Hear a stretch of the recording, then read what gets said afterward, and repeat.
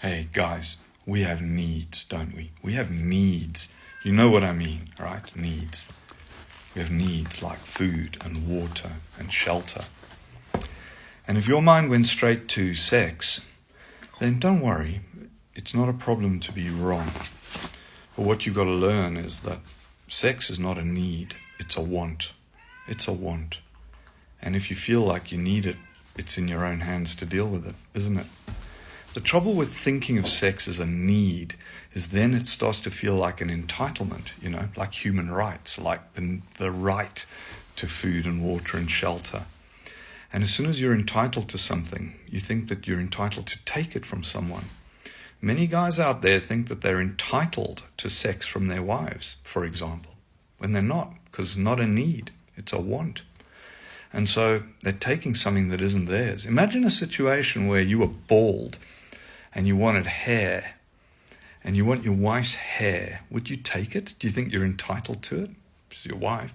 Why do you feel entitled to take her body, to take her bodily autonomy, to take her without her consent, right? If you asked her for her hair and she said no, you wouldn't be surprised, would you? So why is it when you ask her for sex and she says no, it's like, ooh, shit. And then you try and persuade her otherwise. Would you try and persuade her to shave her hair off for you? You wouldn't, would you? But you'd feel entitled to persuade her to have sex with you. Seems a bit twisted, doesn't it? And that's what happens when you confuse needs and wants. Be clear about what needs are and what wants are.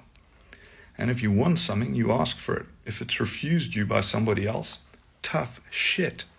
The problem with it being any other way is that if you try and persuade or coerce or take what isn't yours to have, you're a rapist. Shit. We don't want to sit with that. It's pretty uncomfortable, isn't it? And if it makes you uncomfortable to think of it that way, don't come back at me about that, about your discomfort. Think about why it makes you feel uncomfortable to be told that taking sex, coercing someone into sex with you, is rape. Because that's what it is. If it isn't freely given, it's rape. Think about it the next time you try and persuade your wife or anyone else to have sex with you. Think about it.